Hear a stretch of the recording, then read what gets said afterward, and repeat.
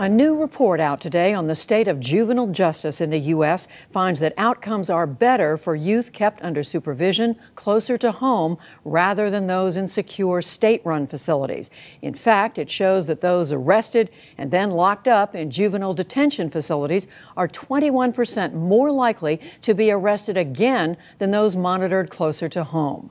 And those who commit a second offense after time in detention facilities are 3 times as likely to carry out more serious crimes later on. With us to discuss the report are Xavier McElrath-Bey of the Campaign for the Fair Sentencing of Youth and Michael Thompson. He is director of the Council of State Governments Justice Center. His group conducted the study for the state of Texas, and we welcome you both. Michael Thompson, to you first. I read that you said there'd never been a study done like this one. What did you mean by that, and what were the main findings? Yeah, I mean, we've never seen any state conduct a study like this. I mean, every state is seeing, or nearly every state is seeing, a dramatic decline in the number of kids that it has in state secure facilities. But this study that Texas undertook is unlike anything done anywhere. We saw 1.3 million records pulled together over an 8-year period, a real exhaustive analysis that was done that proved that really kids do better closer to home, kids staying under community supervision instead of being in an incarceration setting. We found they were saving the state a lot of money, hundreds of millions of dollars, by closing these facilities and really putting the emphasis on community supervision. Very few states could conduct an analysis like this, yet it's the kind of analysis that states everywhere should be conducting. And what was so different about the community incarceration or care for these young men and women that was from the state-run facilities?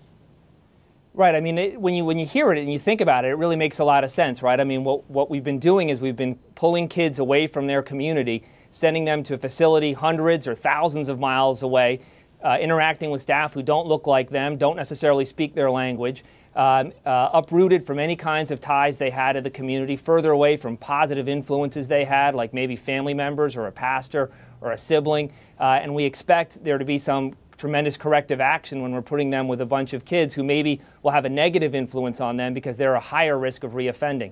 So really, when we talk about it that way, we shouldn't be surprised that those kids actually end up doing better when they're closer to home. Xavier McElrath-Bey, you were in a detention facility when you were 13 years old. What did you learn from that experience about this? Well, at that age in particular, I was very much traumatized, to be quite honest with you. I came from a household that contended with psychiatric disorders and substance abuse and a lot of very non-nurturing experiences I had as a child, and also faced with a lot of violence in my community. So when you grow up in an environment like this and you're contending with such a sense of being unsafe and a feeling of being non-nurtured, I feel like we naturally gravitate towards those things that give you the opposite impression. For me in my life, that was the gang. And the gang gave me a wealth of love and support, and strange enough, although it resulted in many poor decisions, it was what was, I would say, fundamentally needed for me in terms of my own development. I would also say that recognizing these needs, we not only are we the only country in the world that over-incarcerates kids, but we're also the only country that is known to sentence children to life without the possibility of parole. I think this really flies in the face of what we know in terms of adolescent development.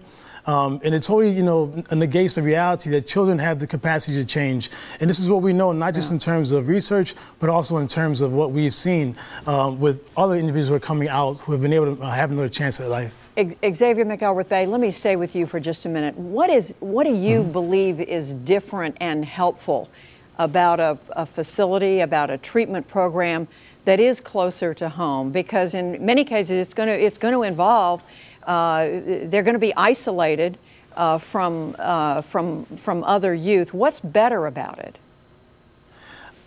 I think we need to keep in mind that the majority of the kids that are coming into the system have experienced a lot of adverse experience. They've been traumatized by violence, by abuse within their homes. We know this through research. And when we put a child in an environment that only reinforces that negativity in their life, we cannot expect the child to have a positive outcome. In fact, more often than not, that does more harm. It only re-traumatizes the child. It only exposes them to further abuse and neglect. And it's almost as if we picked up where other individuals and systems had failed them. But I think we could take on a better approach with our kids. So, Michael Thompson, what does it look like then from the standpoint of a state or a community? What do the results look like when young people come through a program that is run at the community level? Well, again, what we're seeing is that kids are doing better when they're in this community-based program instead of in a state correctional facility. But we also know that just putting in a program doesn't automatically ensure great results. We've seen here in Texas that they've plowed a lot of the money that they've saved into community-based supervision and community-based services. But what we're finding is that those programs aren't always delivered in a way that's consistent with what the research says works.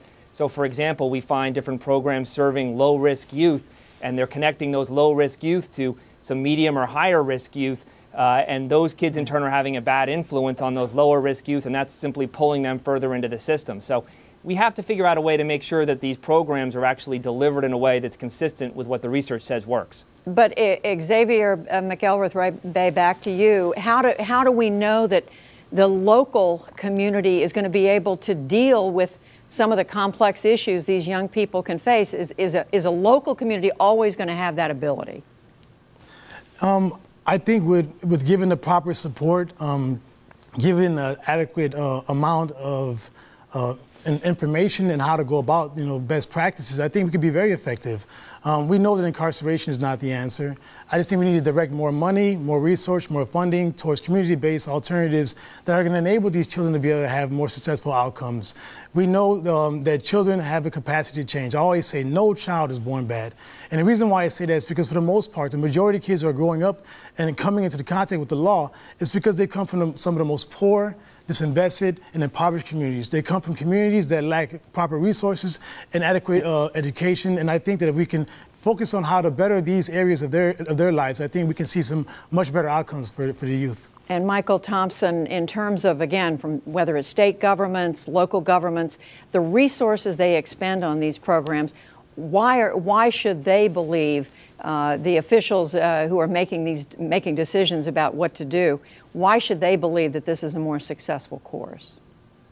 Well, again, first of all, they're going to save a lot of money going this route instead of putting the emphasis on state incarceration. $130,000 a year is what the state spends to incarcerate kids here in Texas in state correctional facilities versus spending well under $10,000 a year to put a kid under the right kind of community supervision and services. But again, we know that it's not just a matter of money. We know that unless we actually match the right kids to the right services and give them the right intensity, we're not going to get the results that are possible. And we're seeing that across the country, and that's why we think everybody needs to take a hard look, not just at how kids are doing once they're under community supervision, but really holding programs accountable for particular results. Michael Thompson joining us from Austin, Texas. Xavier McElrath-Bey joining us from Chicago. We thank you both. Thank you. Thank you.